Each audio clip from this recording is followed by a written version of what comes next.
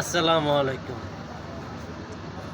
বর্তমানে ফিলিস্তিন ইসরায়েলের যুদ্ধটা ভয়াবহ অবস্থা চলে গেছে। গত 2টা বছর ধরে ফিলিস্তিনের উপরে যে আক্রমণ করতেছে ইসরায়েলে, তা বলার বাইরে। হাজারো শিশুর কান্না, মানুষের হাহাকার, যারা দেখে তাদের যদি মানুষ হতে হয় তার একটু হলেও খারাপ লাগবে, অনেকটা খারাপ লাগবে। তোকে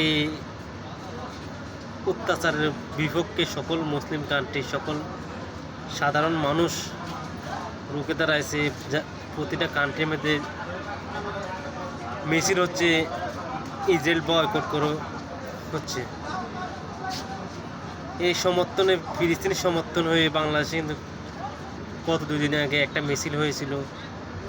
আমরা খুবই আশাবাদী হলাম, বাংলাদেশ আজকে ফিলিস্তিনের পক্ষে হয়ে নামছে মনোটে মারে। ওরা আমরা মুসলমান ভাইরা যে অত্যাচার করতেছে ফিলিস্তিনের উপর, গাজা শহরটারে মাটির সাথে মিশিয়ে দিয়েছে। কিন্তু আমরা কি দেখলাম, ফিলিস্তিনের প্রোডাক্টের নাম দিয়ে বাটা কোম্পানির শোরুমে হামলা, KFC নামে কি বলে এটার মধ্যে হামলা করলো। ওকে আপনি ইসরায়েলের সামান বয়কট করবেন, করেন, সমস্যা নাই।